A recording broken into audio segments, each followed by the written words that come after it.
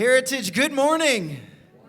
Yeah, it's so great to have everybody here. We are honored that you are here to spend the morning with us. And over the next hour, we're going to worship God and we're going to seek to set our hearts free, which is something that we know is imperative to do now and then. We know that this week, all week long, the daily pressures and the bills and the not enoughs and the ornery people in your life have all been whispering to you that they are in control of your life and your attitude and your future.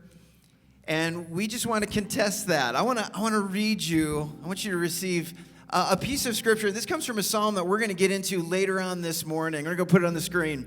Psalm 90 says, "Lord, you have been our dwelling place throughout all generations, and before the mountains were born, or you brought forth the whole world from everlasting to everlasting, you are God." That might make you feel good to say that with me. You are God. 1, 2, 3. You are God. And you and our prayer has been for you all week long is that you would come here not checking those concerns at the door, but that this could be a time where together we help each other hold those concerns up and compare them to the size of an almighty God.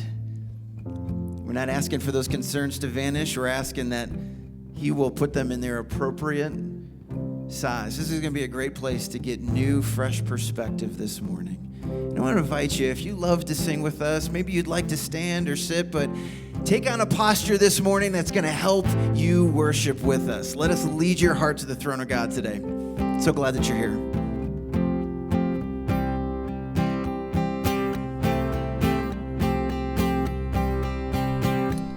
Let's sing this together. Sing, "Water you turned.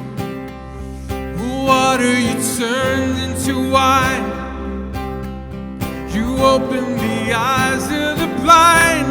There's no one like you. There's none like you. Oh, into the darkness you shine. And out of the ashes we rise. There's no one like you. There's none like you. Sing, our God. Oh, our God is greater. Our God is stronger. God, you are higher than any other. Our God is healer. Awesome in power. Our God. Our God. Yeah.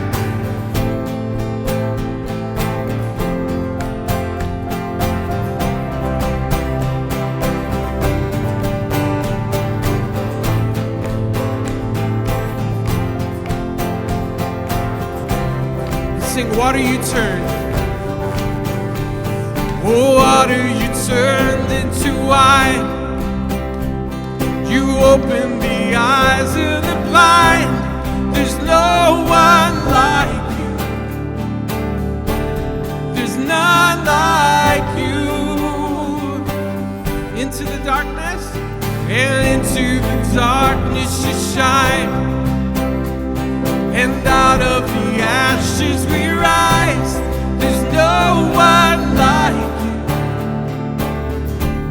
There's none like you. All right, sing this out. Our God.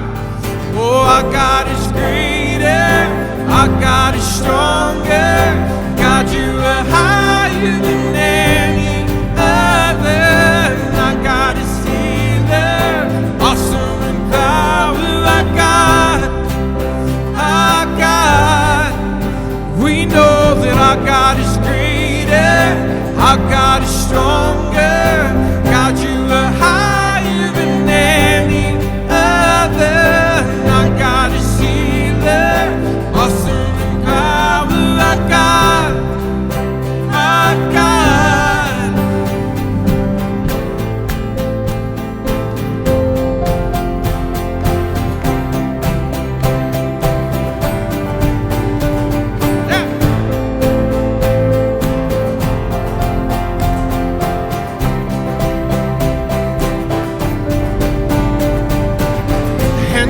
our God is for us, then who could ever stop us? And if our God is with us, then what could stand against? And if our God is for us, then who could ever stop us? And if our God is with us, then what could stand against?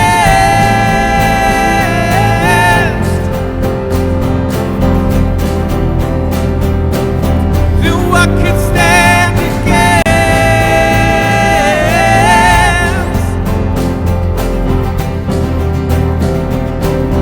Sing our God. We know that our God is greater, our God is stronger. God, you are higher than any other. Our God is healer, awesome in power. Our God, and if our God is for us, then who could ever stop us? And if our God is with us, then what could stand against? And if our God is for us, then who could ever stop us? And if our God is with us, then what could stand against?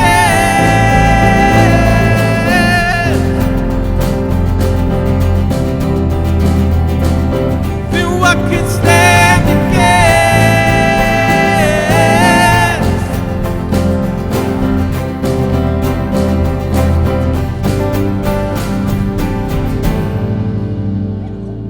Oh, our God is greater. You sing, our God is stronger.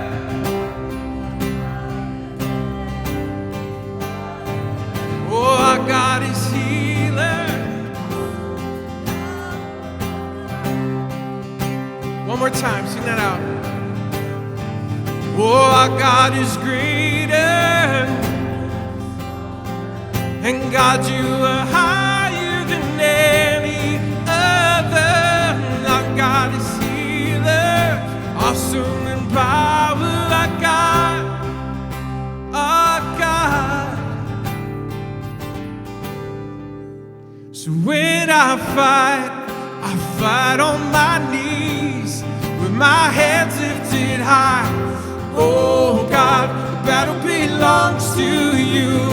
And every fear I lay at your feet. I'll sing through the night. Oh God, the battle belongs to you.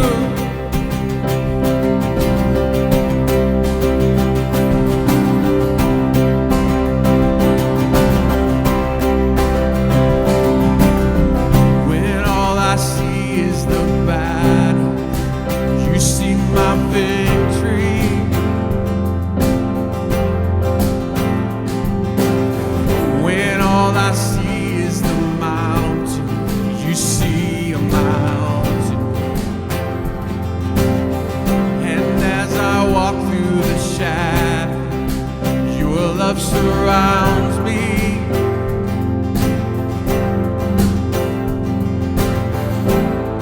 There's nothing to fear now, for I am safe with you. All right, let's sing this out. When I fight, so when I fight on my knees, my hands lifted high. Oh God, the battle belongs to you. And every fear I lay at your feet. I'll sing through the night. Oh God, the battle belongs to you.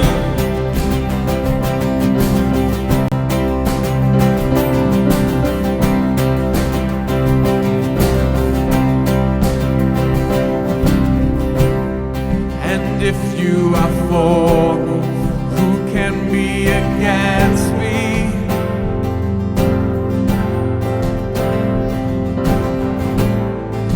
Jesus, there's nothing impossible for you. When all I see are the ashes, you see the beauty.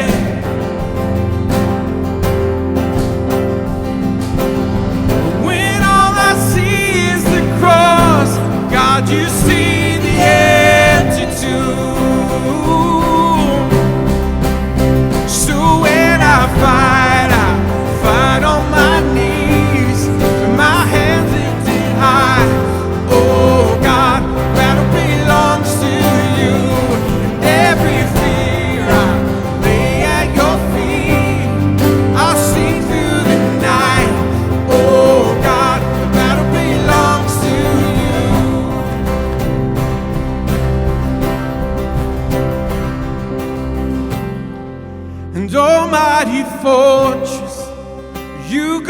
before us. Nothing can stand against the power of our God. You shine in the shadow. You win every battle. Nothing can stand against the power of our God. And almighty fortress, you go before us.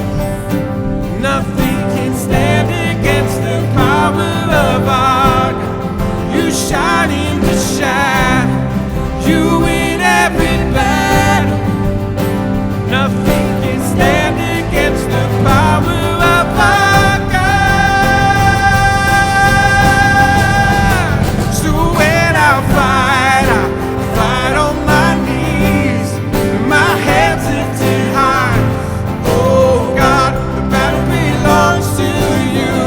And every fear I lay at your feet.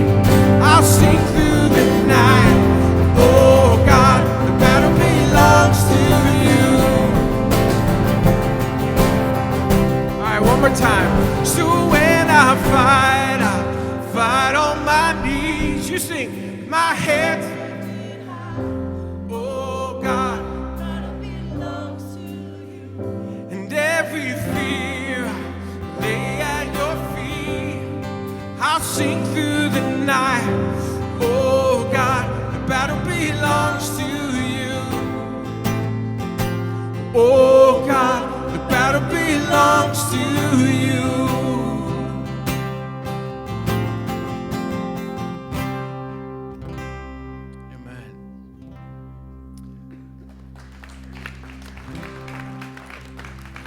Yeah, and so I know for many of you, this is the struggle, right? This is the journey that we're on together.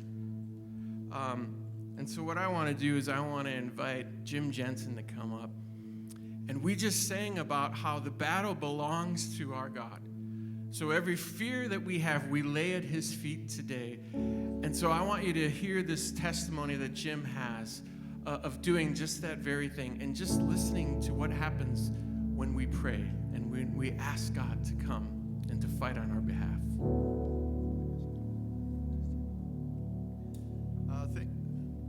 Thank you for listening to my story. 33 years ago, my sister was diagnosed with cancer. It was in her lymph nodes. She had a double mastectomy, painful reconstruction. 3 years ago, she was in the shower and cancer had returned. Chemotherapy, radiation, again, mental and physical, painful. In August, we have a tradition. We go to the Woodward Dream Cruise in Detroit. She off the cuff says to me, if I ever have cancer again, I don't think I could go through that. I didn't think anything of it. Went home a couple weeks later, I could talk to her and I said, how did your cataract surgery go? She said, I didn't go. I found another lump. I'm thinking, how did I miss that? And 3 strikes and you're out. I came to church on September 27th. And Justin had these little sheets of paper, and he asked us to write something that we wish we could change, something that we could make a difference in someone else's life. I knew exactly what I was going to write. Has got to not allow my sister to have cancer for the 3rd time. I left church. Justin was, to me, the only one out in the hallway. Our eyes met. We prayed. We prayed. I went home. I watched the Packers win again. Monday I went to school. I have a daily reading. reading went like this. When your world looks dark and threatening, come to me. Pour out your heart to me, knowing that I am listening. I put that down. Not 10 minutes later, my sister texted me. The text said,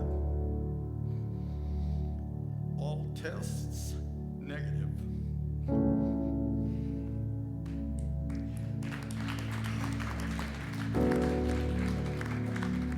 So, those of you who are giving up or quitting, he's still working, he's still listening. Miracles do happen. As my dad would have said, the Lord works in mysterious ways, his wonders to behold. Thank you.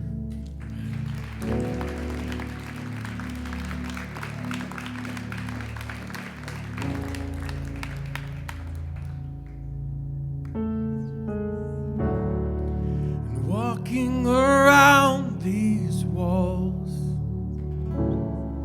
and I thought by now they'd fall, for you have never failed me yet.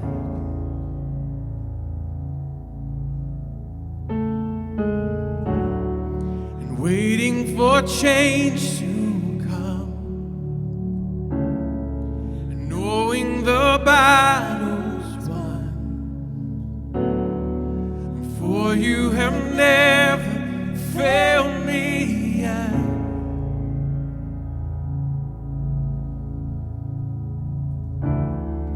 Your promise still stands.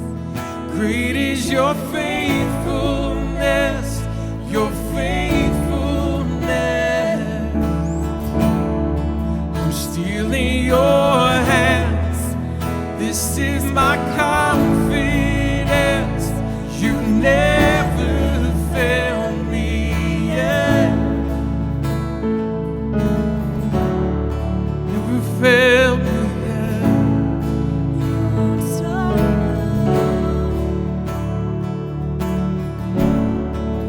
I know the night won't last.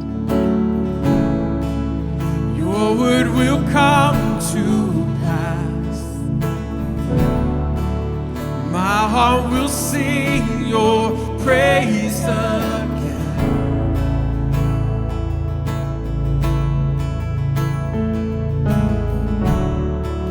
Jesus, you're still enough. Keep me within your love. My heart will sing your praise again.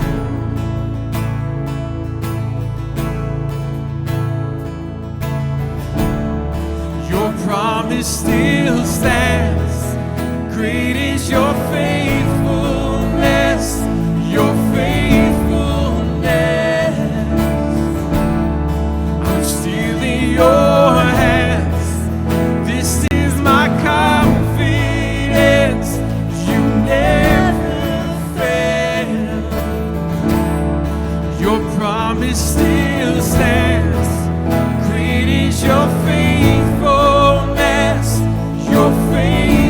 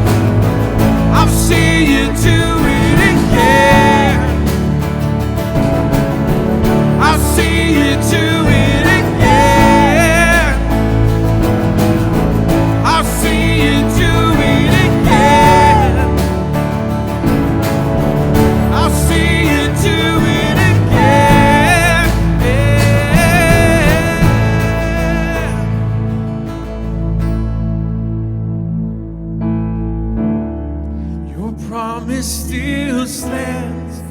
Great is your faithfulness, your faithfulness. I'm still in your hands. This is my confidence. You never fail. Your promise still stands. Great is your faithfulness, your faithfulness. I'm still in your hands. This is my confidence. You never fail me yet. You never fail me yet. And you won't start now. You haven't failed me yet.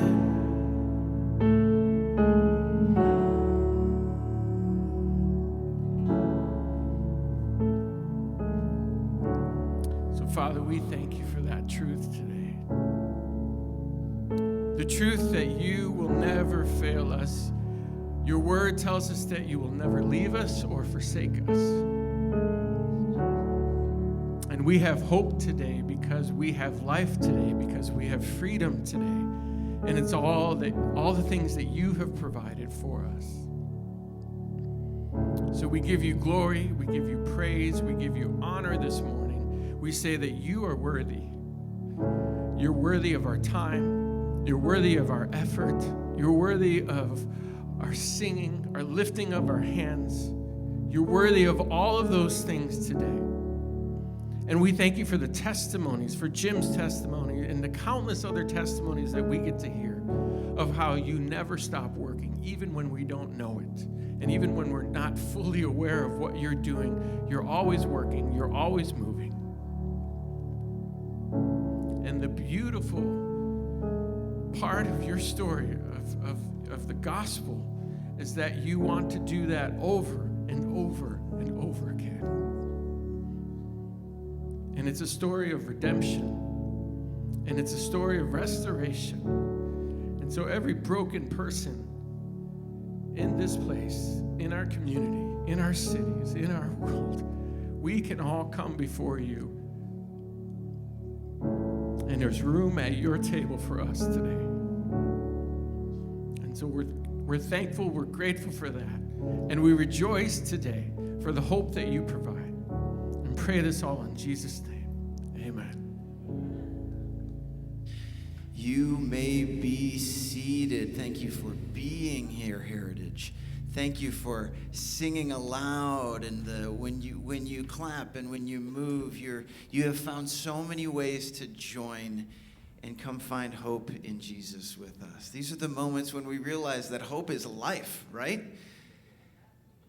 And so many of us here have just settled that there's no better place to find hope for tomorrow, for a lifetime of tomorrows, than in Jesus. So, welcome to Heritage. My name is Justin. If we haven't met, I look forward to meeting you, and I want to give us a little bit of guidance on how the parts of our service come together and some next steps you can take in our church. So I really want to start with the folks who are here who have never been here before, or even if it's just been a real long time since you've been here. We want to say welcome home. We're so glad that you're here and that you've chosen to spend some of your morning time with us. If we didn't catch you on the way in at guest services, we'd love to catch you on the way out. We have a gift that we want to give you just to sort of mark the morning that you came to Heritage with us. We'd love to hear a little bit of your story, and that's just a free gift that we have because we just really love it and value it when people come spend the time with us. Coming to Jesus. We have a tool that we've put on every chair, and I want you to find that right now. We'd love for everybody to pick up what we call a Connect card. Thank you for finding that.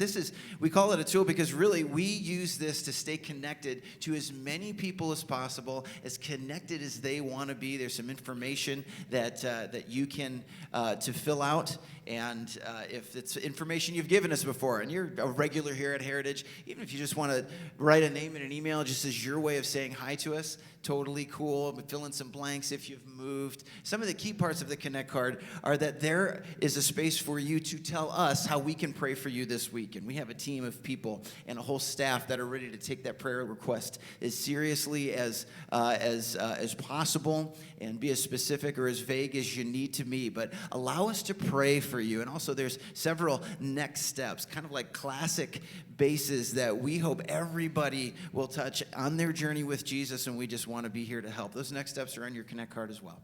And so if you take the rest of the service to sort of fill in some of those blanks, we want to encourage you to make that part of your giving this morning. On the way out, you'll see a few sort of dark brown black boxes. Those are our giving stations, and that's where you can drop that Connect card off this morning.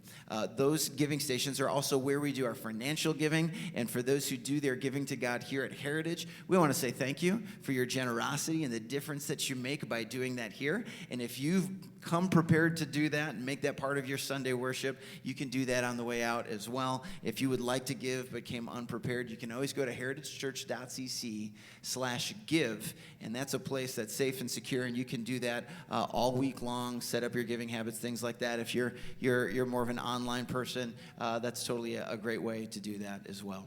Would also like to include you on some of the next things our church is doing. If you want to take a next step to be where the people are at Heritage. I'll tell you what, this coming Thursday, our guys are invited to come play some football, some tag football together Thanksgiving morning, because Thanksgiving is coming up, and we do that right in the neighborhood over here. We'd love to have you come, bring a friend, high school and up, please. And then also the following Monday, you're invited to come decorate the Civic Center for the Christmas season for us, and we're so excited. The first people who get to see that will be the entire community of Round Lake Beach as they come to the tree lighting the night after Thanksgiving, and they'll come to the place where you and I call our worship home. So we're very excited. Monday night we'll be decorating for that. We'd love you to have you come be a part of that. And one more thing is that we've talked to you about the excitement of opening a new office complex here in the building for ministry. Very, very exciting for our leaders, something we've held our breath for many, many years. It's awesome, and we've encouraged, if you want to be a part of furnishing that, there's a place that you can go online, and I don't know if we're putting that on the screen or not, but the online, what you can do, it's kind of like a baby registry, like a baby shower registry, and so that's something you can be a part of. And December 19th, we're getting ready for a ribbon cutting, and we want you to be here with that all ready to go. So lots of exciting things, and we want you to know we're always ready for you to take a step with us. I'm excited to be doing this right now, not just because I get to introduce the preaching voice that's going to continue our series that we've been in. We're going to do that in a few moments. But I also, for those of you who know that I'm also the pastor here, I also get to change hats and just for a moment sort of give you an update. So taking my service host hat off, putting my pastor hat on. For those of you here a few weeks ago, you might remember that we did an update as far as how our church has been doing financially as a church family. And if you missed that update, the bottom line is you, church, have been an incredibly reliable church all throughout the COVID pandemic, the entire COVID season. At this point in the game, we're only about 3 or 4 weeks of giving behind where we hope to be, which is amazing. And now we've got 6 Sundays to go before the new year. Can you believe that?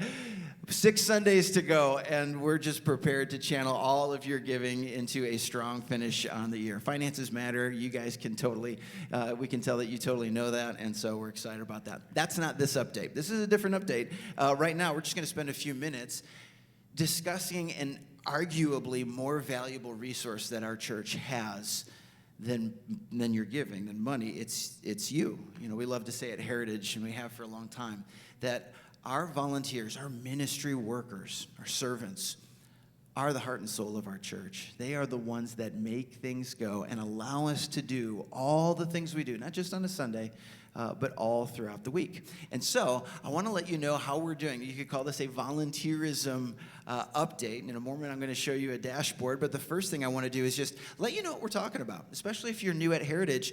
Here are a few words that accompany what it means to serve what we're talking about here when we talk about volunteering. One is we work and we rest. I call it 1 in 3 weeks, and I think we have that on the screen, or we will have that on the screen. 1 in 3 weeks is kind of a rhythm that we struck a long time ago when we started this church, where our leaders are aggressive recruiters, and it's our goal to provide opportunities for people to serve God here in their church once every 3 weeks.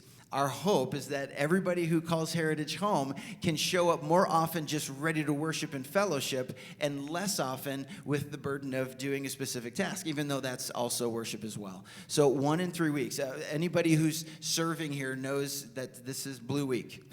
All across our teams right now, it's Blue Week. Next week will be Green Week, and the week after that will be Red Week, and the week after that will be Blue Week. And we've been doing that for a long time in order to preserve people. Also opens up a host of opportunities for husbands and wives to decide if they want to serve in the same week, different week, different team. So 1 in 3 weeks. Another thing you would want to know about volunteering is it's commitment based. We have a church just full of good people, and there's a lot of people. We can find a lot of people who would be quick to say, hey, if you ever need help, just call me, just let me know, just text me. And that's really great, and that's serving and that's volunteering as well, but that's actually not what we're talking about. When we talk about volunteer teams, we're talking about people who have also given a commitment to say, you can rely on me. In other words, it doesn't have to be a special phone call to rope me in. I'm on. You can count on me on this frequency. If I can't, I'll give you a call. It's commitment-based. And the commitment works both ways. We have awesome leaders who pray for their team the entire week long and really care about the whole person. And so it's a commitment-based arrangement. And then lastly, volunteering here is wiring-centric, meaning that there are so many opportunities. We are just as interested in helping people find the way to give back that's nourishing to them. And it plays into their personality and their strengths and their spiritual giftedness, things like that. So let me show you a dashboard here of all the ministries that just make a Sunday morning go. And go ahead and hit the slide. And these, and I'll walk you through what these mean. But we have the ministries that provide what we have for a Sunday, no particular order. Worship and production.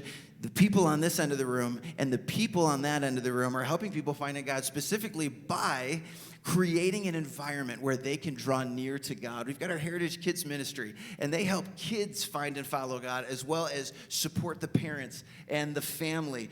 We have support and environment.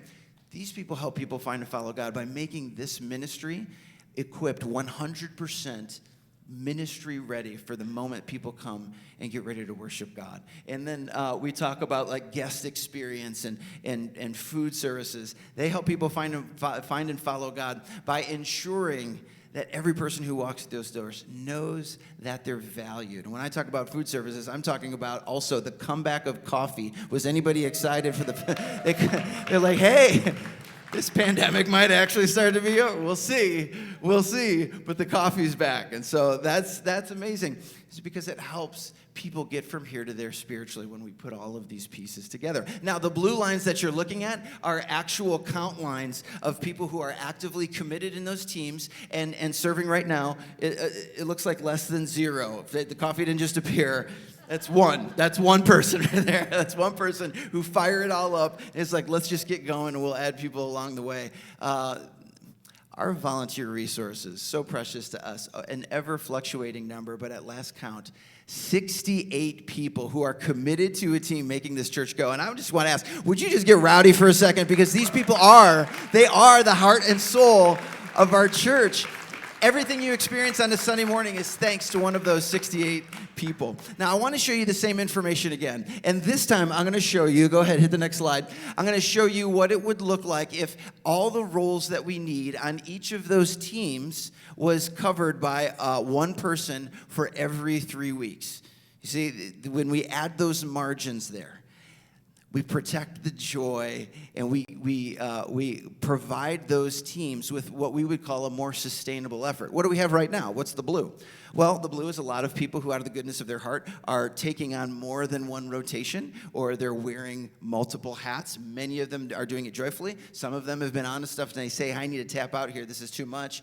And we're always managing that. in other situations, we're just doing without that role. And that's always going to be a holdup for us as a church. And so when you look at the green compared to the blue, it starts to beg the question, then, what would it be like for you to take a role and start to make a difference, and for all of us to do a little bit to carry the load of what it means to offer a church to this community and be a lighthouse that this community so desperately needs. I guess probably the biggest jump I would speak to on that one would be food services. we want 2 people to open and 2 people to close, and not one person doing everything. And so this is kind of what we would say is getting us back to better than survival. I'll show you this information one more time, and this would be sort of the growth plan. When you look at the orange, you know that your leaders are looking at the horizon lines. Did you know that the middle of this month really marks a 3 or 4 month stretch where we have our greatest attendance all year round? We're getting into it. The holidays, January, New Year's resolution, whatever the reason is, we've noticed the attendance bump as a church this time of year. We want to be ready for it. And so leaders are looking ahead not to just survive, but to build a church that can handle more people. I guess if I spoke to one area there, you see how Heritage Kids has a very aggressive growth plan. Well, I'll tell you why. It's because my kindergartner and my ex-fifth grader were in the same Heritage group. And that's really tough for leaders to speak to a kindergartner, a 5-year-old, and an 11-year-old at the same time. And so we want to grow our Heritage Kids ministry from 3 major groups to 4. But what does that take? Well, it takes more support staff. It takes more teachers. It takes more people to get involved. But the great news is your church isn't slowing down. Your leaders have vision. They're excited. And we're ready for you to run alongside of us. And so you look at that update, every update always gives us a next step opportunity. And I just want to ask you, is that something that you would be interested in? There's a card under your chair right now. If you haven't grabbed that, would you just reach down and grab that card? It's a little 4x6 card that looks just like this. And we want to encourage you to use this. This is just kind of a one-time day card. We just made it just for today. You can make this part of your giving and part of your spiritual growth track at the same time. All the opportunities we talked about today are listed on the card. And I want to ask you, what would it take for you to just start one of these conversations and see where the possibilities are? I want to own something is that for many people who maybe finally came back from COVID and you're more comfortable being among us and you were serving and you just aren't back on a team yet, if we implied that, oh, the church is still running, I guess they didn't need me, if that was an implication you received, let me just own that as our campus leader here. We're sorry for the misinformation. We miss you. And we would love for you to be a part of it again. I know I'm talking to a lot of people who have never served in a church before, but we want you to know we're there to help make it fit. What you would do is you just check a box or any number of boxes, put the information on, put it in the giving station. We'll give you a call this week. And if you look on the back, there's a scan code. And if you'll take a picture of that, it will take you online, not to just all of those positions, but it'll tell you more about what ministry looks like at this church in the midweek, what it's like to serve as a groups leader or as in youth ministry or in office production. There are so many opportunities.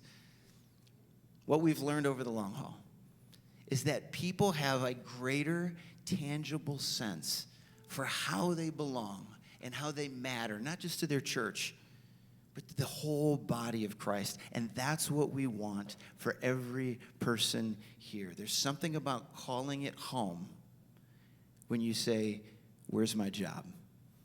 Where's my chore? What do I do? How do I get to be involved and help make these things go? We want that to happen for you. All right, so the update is complete. This is the part of the morning where we love to jump back into God's Word and get some nourishment for our heart, maybe some next steps for our week. And so we're going to get back into a series that we started 3 weeks ago. It's called Margins. You guys have given us some amazing feedback about that. And so let's just jump back in, and I'll tell you how it's going to go.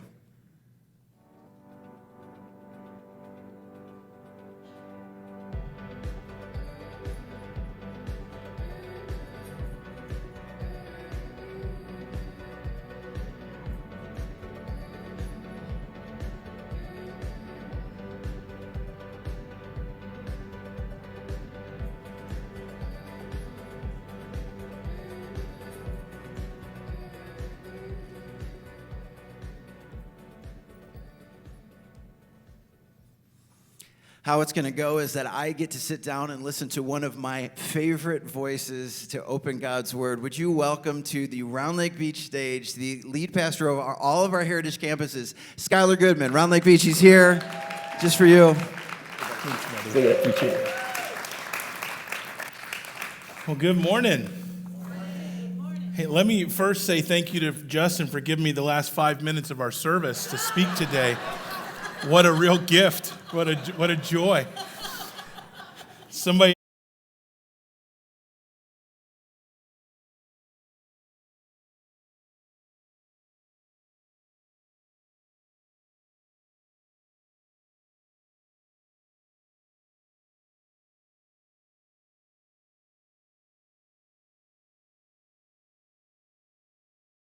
go as short as you've ever gone and then go a little shorter than that.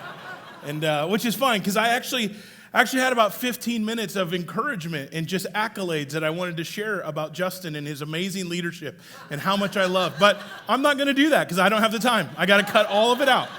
Cutting it all out this morning. So, no, man, I love what God is doing all across all of our campuses at Heritage, but especially at Round Lake Beach. There's so many new faces that are joining our church, and man, it's an honor to be able to see so many of you. And if you are new or maybe newer, let me just say thank you for being here. It is a great honor that you choose to spend time on your Sunday being with us. And this is an incredible faith family, and we hope that you feel really loved and connected, and we'd love to see you again. As Justin mentioned a couple weeks ago, we started this series across all of our campuses called Margin.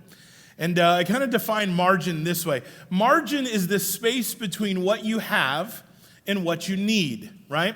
Margin is a space between what you have and what you need. For example, if you have $100, but you have $80 in bills, that means you only have about $20 worth of margin, right? We understand that concept. For the most part, we all kind of try to live in this world. And what we've talked about in this idea was rather than coming out of January at the end of our holiday season and feeling like we're completely spent, that we've been running at capacity, that our weekends were busy, our kids were crazy, we get in January, we get that credit card statement, and if you're anything like me, you open it up and you go, Amy? That's my wife's name. There's some things I'm going, well, how did this happen, right? And you finish in January at the end of our year going, oh my goodness, I just feel like I'm spent. I feel like I'm completely wiped out. So our idea was, what would it look like if we actually went into the busy seasons? What would it look like if we started into our holidays with some margin? If we built some intentional rhythms? And the reality is God has a whole lot to say about margin. God says there's some rhythms for your relationships, how to build some margin in those. There's some rhythm for your finances. Justin talked about that last week, how to build some margin in those. And we're going to even learn today, there's some rhythm when it comes to things like our time. You see, God knew that every single one of us have this tendency to cram more and more things into our life without ever actually removing anything. And so what begins to happen is we, by nature, we just become really used to running at capacity. Right, we kind of redline, we kind of run as fast as we can until something breaks or something blows up, and then we go, oh man, I got a problem. God knew this was going to be a tendency for all of us. That's why he instituted something into the people of God thousands of years ago. It's this rhythm of rest and running, rest and running. He says, I want you to rest, I want you to build some margin into your life so that you can run well. And God understood that. And that's kind of what we're going to talk about for these next couple of minutes today is what does it look like to actually build some margin into our life, specifically when it comes to our time and to our schedule. And whether you like to admit it or not, we all have this same tendency. We settle for living at a pace and a place that sometimes I think God never even designed for us to live at. We can become so comfortable with doing so much that we don't even like much of what we do anymore. We get so used to trying to get things done and get to our places and make sure our kids are covered, and we run from one thing to the next thing, and all of a time we sit back going, oh, I just need to catch my breath. How many times have you walked across somebody and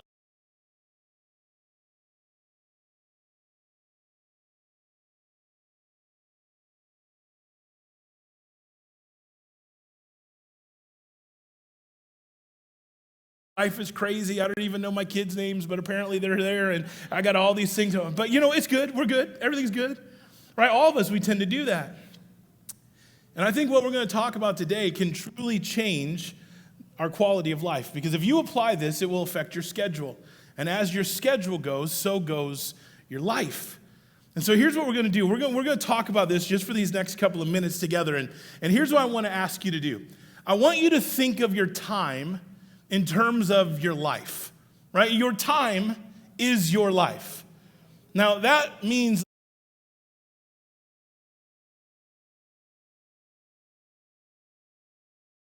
show that you're watching. And my wife and I, we had to create a rule in our house that we don't start any new show after 9 p.m. Because we would watch a show and we get excited. And these people, they're not dumb. They know what they're doing. They make the last 2 minutes of the episode the most important thing. And you're all amped up and you can't wait. And I can't tell you how many times we started watching a show at 9 o'clock and we go, okay, all right, well, let's watch one more. And at like 2 in the morning, we're like, no, seriously. Just one more, I mean it. We're at one more, like we're a bunch of addicts. We're just, to give me one more hit of this show and we'll be good to go. Right? Now that's easy for us to do, except when you start to think about your time is actually your life. That's 6 hours that you spent watching Squid Game. You're probably not getting that back. And so we have to think about this. In terms of this conversation, we're going to talk about your time is your life. Your time is the days that you've been given. And so as we keep this discussion going, I want us to keep this in our minds, because how you spend your time is a direct relation to what you're going to do with your life. Justin mentioned a passage of Scripture, Psalm chapter 90. And if you have a Bible, I'd love for you to turn it with me to Psalm chapter 90. If you don't, we'll put the words on the screen. You can kind of read along with us as we go. Psalm chapter 90 was actually written by Moses. Moses was taking an inventory of his life, and he's sitting down and he says, man, I've come to some conclusions about who God is and what that means for how I spend my time, for what that means about my life and my significance in this world. And so he has this moment of honest reflection, and he writes this prayer to God, and it's found in Psalm 90. And what he does is he gives you and I this filter. And he says, I want you to read this. I want you to hear my prayer. I want you to see some of the mistakes that I've made, and I want you to make the decisions in your life run through this filter in regards to time. And so he begins by kind of painting this picture of the greatness of God, and he compares it to the existence of creation. Justin read this verse a little bit earlier. I want to read it to us again. Psalm 90, chapter 90, verse 1. It says, Lord, you have been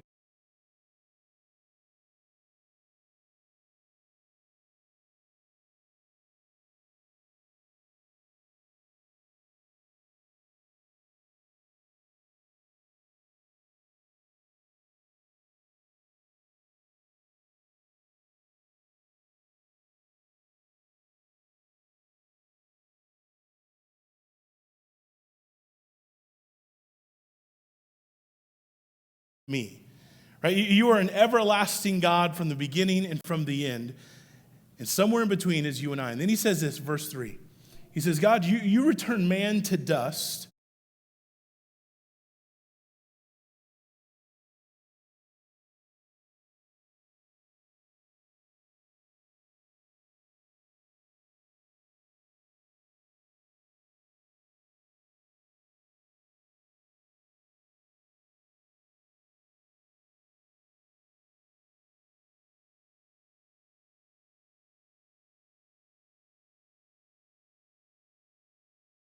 Here's what he says in the next verse. He says, for 1,000 years,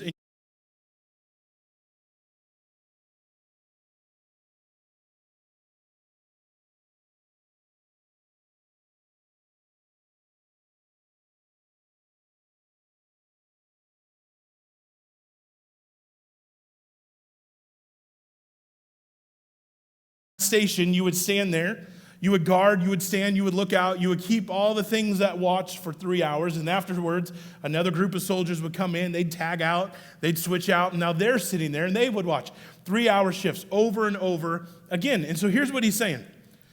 God, you are so vast, and you are so great, that 1,000 years is like a 3-hour shift in your eyes.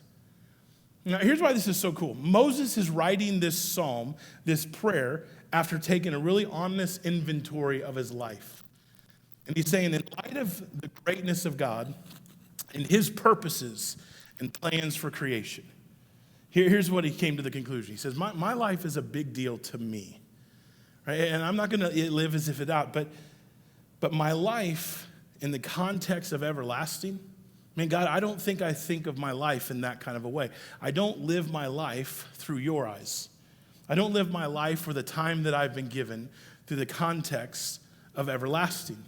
I don't live my life like I'm getting older, and there's this urgency that's starting to set in. And so Moses starts to reveal some perspective here that we're going to dive into. He's showing us how to think about the time that we've been given. Because as we said before, your time is your life. And so Moses goes on to say in verse 5, he says, talking about the greatness of God.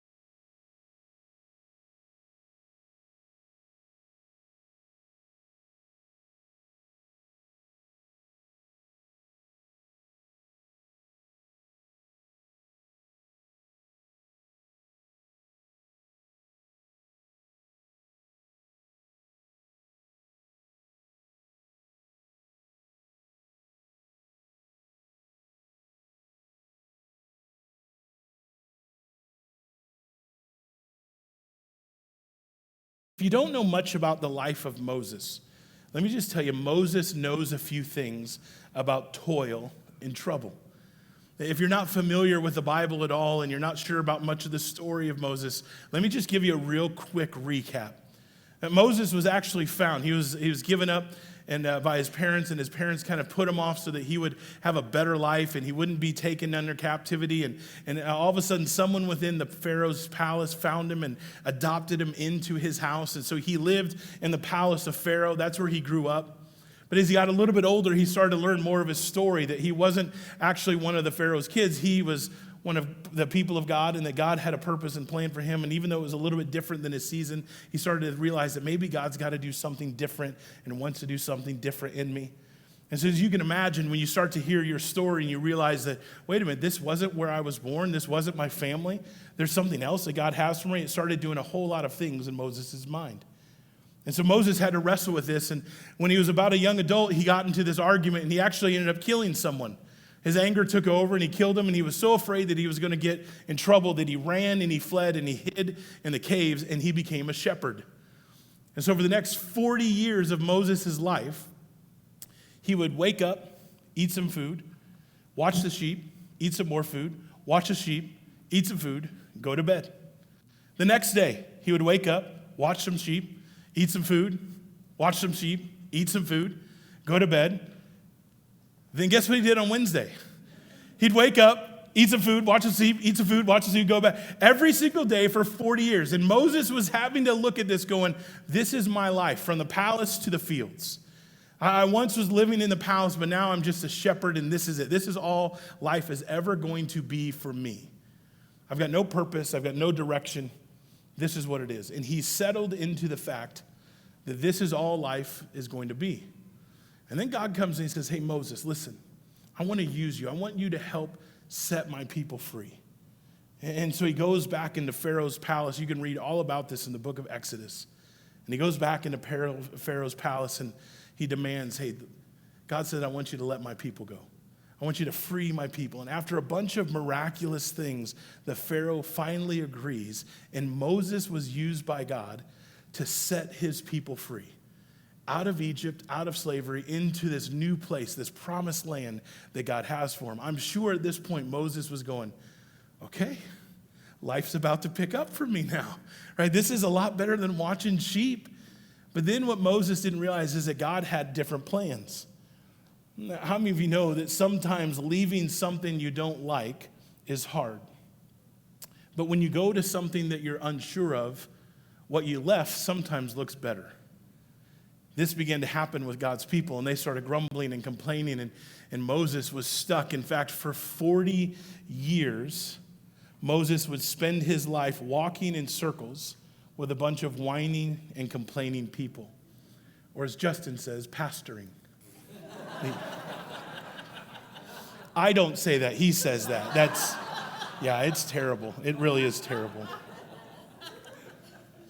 That's what he's doing. For 40 years, he's just wandering around the desert with God's people. They're whining, they're complaining, they're wishing they could go back to Egypt because even though it was slavery, it was what they knew, and they were afraid of what God was bringing them to. And so Moses was walking around, and if that wasn't bad enough, when it finally came time for them to enter the promised land, God said to Moses, hang on, not you. I don't want you to take them in. I want Joshua to take them in. So Moses got to free the people, walk around for 40 years, and didn't even get to take them into the promised land. Moses knew a few things about trouble. He knew a few things about sorrow, the ups and the downs of life. And so when he pens this prayer in Psalm 90, what Moses is saying is, hey, listen, I've taken some inventory of my life. I've been through some stuff. I've walked through the ups and downs. I've seen things. I've navigated things. So let me just share with you my perspective of what I've learned. That God is an everlasting God. And somewhere in between is our life. And if we can't live our life with the right perspective, we're going to continue walking around in circles, wondering what's going to happen. When will my life change? What's the significance and the value?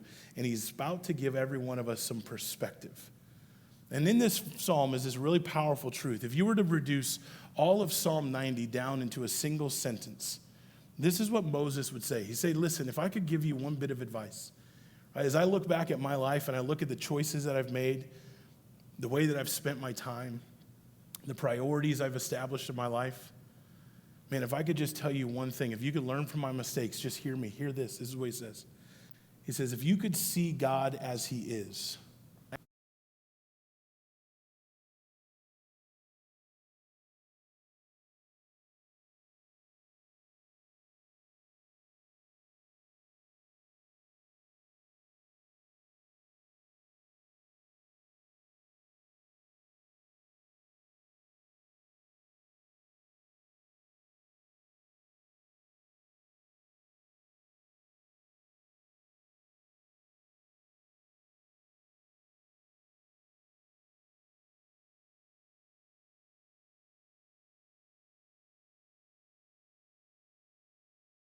and what Moses is doing is he's helping shape some perspective for all of us.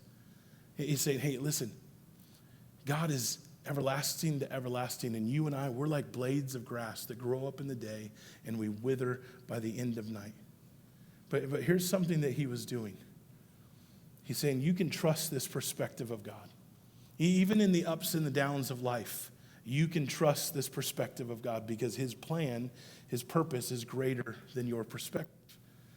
And what Moses comes to this conclusion, I think it's a really important thing for us to understand when we think about our own life and how we spend our time, because our time is our life. Moses is coming to this conclusion. He's saying your value, your worth, your significance in life isn't in what you achieve. It isn't in what you accomplish. It isn't in getting other people to think you're significant or successful.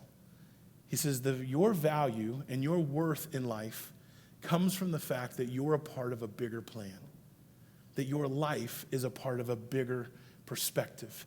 That means the good stuff, the bad stuff, the hard stuff, and all the in-between stuff. Your life has purpose and meaning, and it's a part of a bigger story. This is what Moses is saying.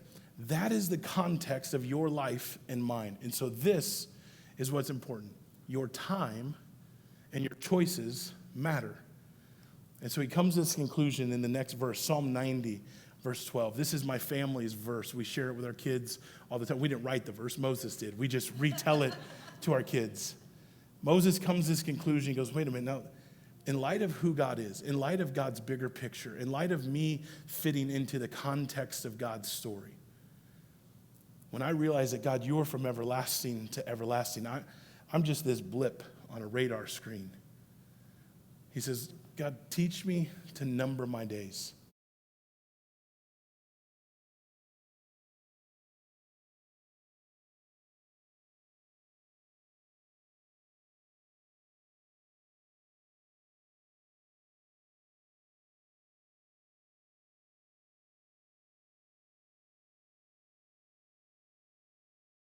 The reason that's the life verse in our family is because I want my kids to understand that they're a part of a bigger story, that life's not actually just about them, that the choices that they make, they matter, and that we need to live our life with a sense of urgency as a family.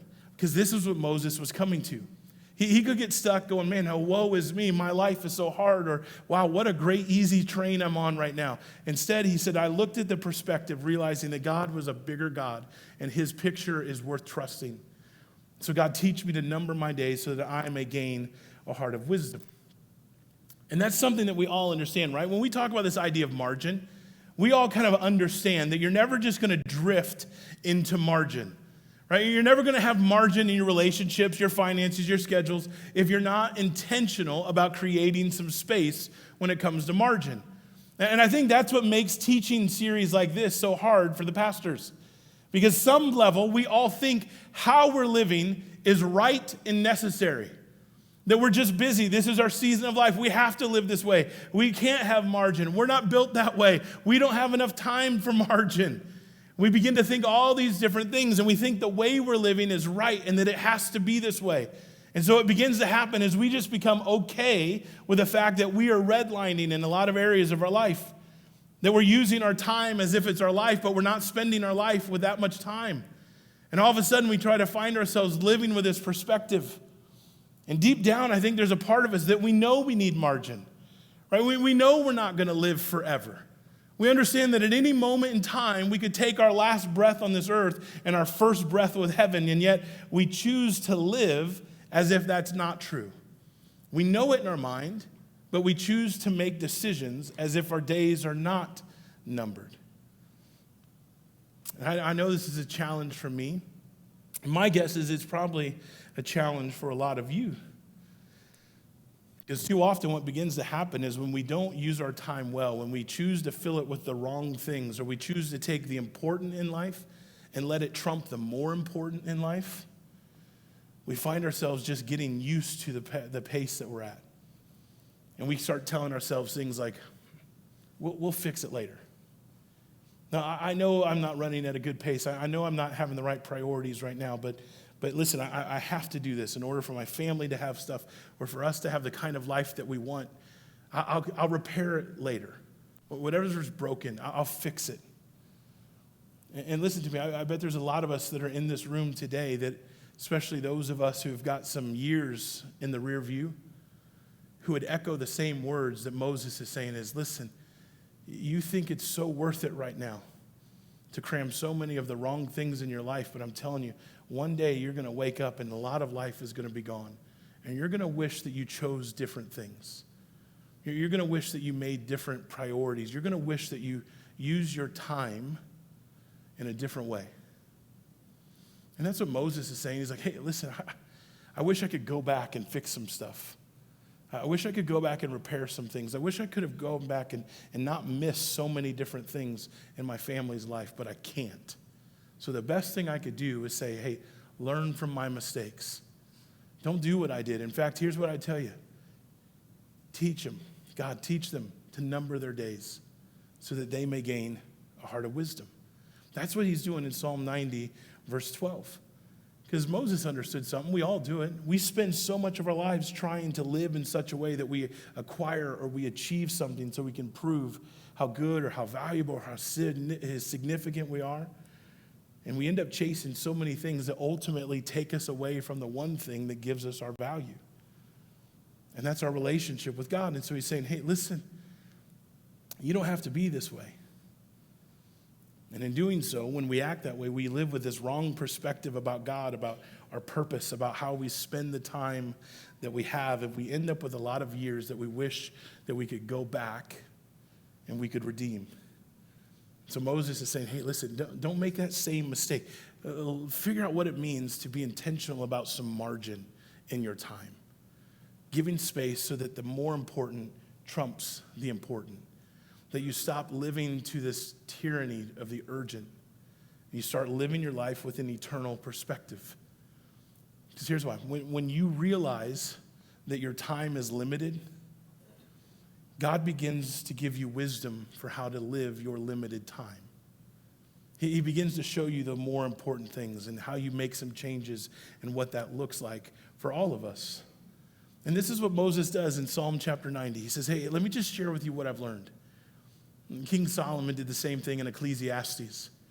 It's this note, this diary of a king, and he sits back saying, here's what I tell you. At the end of life, all the ups and downs, all the significant things, all the successes I've found, you know what I've discovered? Life is pretty insignificant. It's meaningless. It's habel. So don't waste your time on the things that don't actually matter in light of eternity. And Moses comes to that same conclusion. He says, God, help me to see my life from an eternal perspective so that when I can see those things, I know that my decisions look a certain way. I make choices that matter, that life isn't just about me. Now, imagine just for a minute. Imagine you could kind of fast forward your life and you find yourself on your deathbed. You know you have limited amount of time left. And imagine you're sitting there and someone comes up and they ask you the question, what do you regret most in life? There's a hospice nurse by the name of Bronnie Ware, and she began to ask this question to people who were in the last few weeks of their life. She interviewed thousands of patients over the years, and whether they had a few weeks left, 3 weeks, 5 weeks, 10 weeks, 12 weeks, she'd sit down and she would ask them the same question. Now that you know your time is limited, do you have any regrets? And she compiled thousands and thousands of answers, and she was fascinated by how similar the responses were. She compiled them into a book called The Top 5 Regrets of the Dying. And she sat down with all of them, and she began to condense them down and said, here's the top 5 most common regrets of those who are at the end of their life. Here's what she said. She said, people grow a lot when they're faced with their own mortality. Learn never to underestimate someone's capacity for growth. Some changes were phenomenal. Each experienced a variety of emotions as expected. Denial, fear, anger, remorse, more denial, and eventually acceptance. Here were the top 2 regrets that she found after interviewing thousands of patients in the last few weeks of their life. The number 2 regret was this: I wish I didn't work so hard. She said this came from every male patient that I took care of. They missed their children's youth and their partner's companionship. Women also spoke of this regret, but as most were from an older generation, many of the female patients had not been the breadwinners. All of the men I took care of deeply regretted spending so much of their lives on the treadmill of a work existence. And then she said this: by simplifying your lifestyle and making conscious choices along the way, it is possible to not need the income that you think you do. And by creating more space in your life, you actually become happier and more open to new opportunities, ones more suited to your lifestyle. You know what she started to realize? She started to discover that if you don't learn to number your days, you're going to misspend your life and end up living with a lot of regret. And so her entire book was pointing around this idea of it's time to create some margin, how to create some breathing room in your space. Here's the number 1 regret that she shared. Now, here's what I want you to know. Bronnie Ware wasn't a pastor. And I believe the regret that I would think most people would end up their life with is going to be different than what she discovered. But here's what she found, and it was a great example of the human condition, the way we tend to think about eyes through life. And she said this: the number 1 regret was this: I wish I had the courage to live a life that was true to myself, not the life others expected of me. Here's what she means. She said this was the most common regret of all. When people realize that their life is almost over and they look back clearly on it, it is easy to see how many dreams have gone unfulfilled. Most people had not even honored half of their dreams and had to die knowing that it was due to the choices they had made or not made. Now, here's the thing. What you think you're going to regret this side of heaven is probably not going to be your biggest regret when you step foot in front of your Creator. You see, on this side of earth, all we can do is filter through things like this. Like, I wish I hadn't worked so much, or I wish I had done some different things in my life. I wish I would repair relationships with my kids. I wish I would have had that conversation. I wish I would have walked it. We have countless regrets because all we have to think through is the filter of this life. Now, we don't have data on this, but because of the Bible, I think we have a pretty good, clear picture. I think the number one regret for most people when they die and they stand before their Creator is not, I wish I had done more with my family. I think the number one regret is people standing before God going, I wish I knew this was true.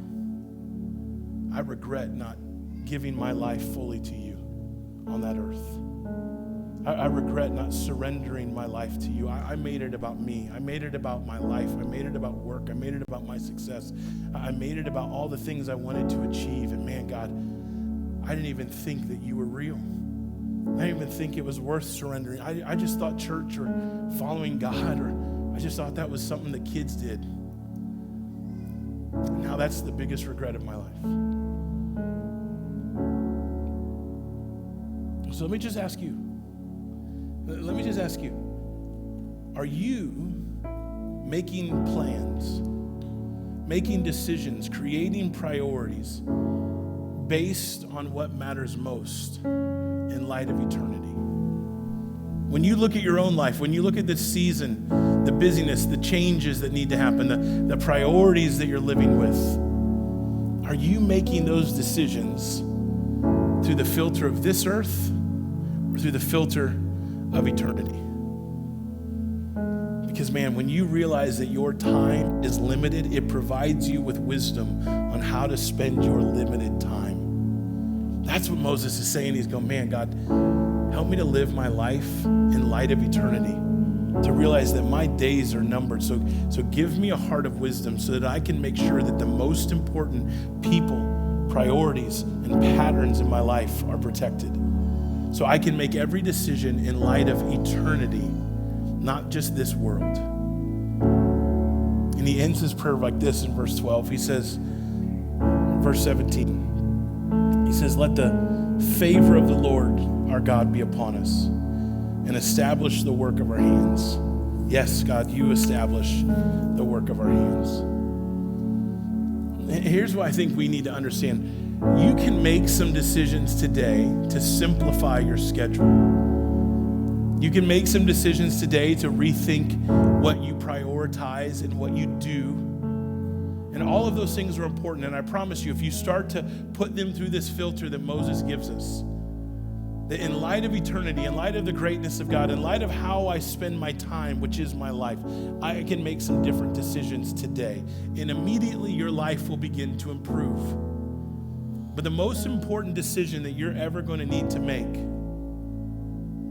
is, will you trust and surrender your life fully to Jesus? Because if you don't think that there is a God who is bigger than you, that this life is about something bigger than you, then you're going to continue to make choices that you think are important, but in reality are insignificant. This is Moses' discussion. This is his cry going, listen, in light of who God is, man, it is worth surrendering your whole life to him. And maybe for some of us, that was a prayer we've prayed before, and we have a relationship with God. For others, maybe you've never taken that step to say, Jesus, I'm done doing life on my terms. I surrender completely to you. Would you come into my heart? I'm done doing it my way. I'm going to trust you from here on out. I'm going to live my life according to your word and to your ways, and you, God, will guide my path, guide my steps. If you've never prayed a prayer like that, or maybe you've prayed that prayer, but you know you've still been doing life on your terms, I want to encourage you before we go today. I want to pray with you right here, right now, and give you that opportunity to say, Jesus, I'm done doing life on my terms. Man, would you forgive me of the choices I've made that put a distance between you and me, of taking life into my own hands, living for myself. God, I want to surrender my life to you, and I want to live for something greater. I want to find purpose and meaning in this life.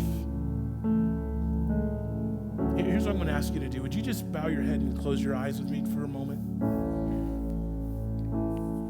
And if that's you, if you've never prayed that prayer to ask Jesus fully into your heart, I want to give you that opportunity right now. If you've prayed that prayer, but it's been a long time, and there's this part of you knowing, and I know I'm disconnected in my faith. I know I'm not where I need to be spiritually. Then I want to invite you to restart that relationship with the Lord today. You can pray that on your own, or you can just repeat this prayer after me. Say, Jesus, man, I'm tired of doing life on my terms. Would you forgive me of my sins? I want a fresh start with you. I believe that you are the Son of God, and that you are from everlasting to everlasting. You are a great God, and I trust you with my life. So I'm asking you to be the Savior of my heart, be the Lord of my life, and I will spend my days following after you, choosing to make choices that bring glory to your name in light of eternity. God, my life matters. My choices matter. The time I have on this earth matters. So give me the wisdom that I need to choose well. Teach me to number my days, to live as if life has a sense of urgency and purpose. So I may gain a heart of wisdom, that I may gain your perspective on life. In Jesus' name, amen. Amen. Here's what I'm going to ask you to do. Justin pointed one of these out earlier. Would everyone just pick this up real quick? Grab it, show it to me. There you go. There, I'm seeing some of them. Yep, some of you are like holding out. You're like, I'm not doing it. I'm not doing it. I'm not doing it. You can tell me all you want. I'm not picking up this card. That's all right. If they don't, so here's what you can do. If you prayed that prayer with me, if you said, hey, I'm going to start a relationship with Jesus, or I'm restarting that relationship, would you do me a favor? Please write your name, your email. I want to pray for you personally this week. And on the back, you can just take a moment and just mark that box.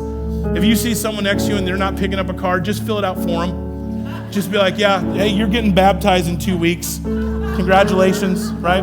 And would everyone do that for just a second? Would you take this out, grab a pen and paper? If you prayed that prayer to start a new relationship with Jesus, or to restart your relationship with Jesus, would you take a moment and just fill this out? And as you walk out today, you can just drop it in one of these baskets right as you walk out the door. But man, I want to pray for you. We want to equip you and give you some help as you take some next steps and what it means to surrender your life fully to Jesus. Remember this, your time is your life, and the choices you make today matter. And God has a bigger purpose and a bigger plan, and he wants you to make those choices in light of eternity. What would it look like if we went into this holiday season going, God, we're going to guard our time. We're going to protect it. We're going to put it into the things that matter most. We're going to invest into the things that matter most. I promise you it could change the trajectory of your life. And would you do this with me? Stand as we go today. God, we thank you for who you are. We thank you for all the good things that you have done in our hearts and our lives, and we celebrate your goodness. And God, I pray that as we walk out of this place today, that we walk out with a new sense of urgency, that how we spend our time matters. Help us to build some margin to invest in the more important things, the more important people and patterns and priorities in our life, that we make all the adjustments we can to make those things our priority. God, give us some breathing room, some margin as we head into these holiday seasons, and to guard our thoughts and our times and our schedules so that we can be a part of the things that matter most. And for that, we give you thanks today. Thank you for every person that accepted you into their heart for the first time, or a recommitment to serving you. May we walk out of this place celebrating your goodness. In Jesus' name, amen. Amen. Hey, Round Lake Beach, we love you. We're so thankful that you're here with us. We're going to celebrate and sing this as we go today. And if we can talk with you afterwards, if you made that decision to follow Christ, I'll be right down front. I'd love to meet you, connect with you, and pray with you. We love you. God bless you. We'll see you next week.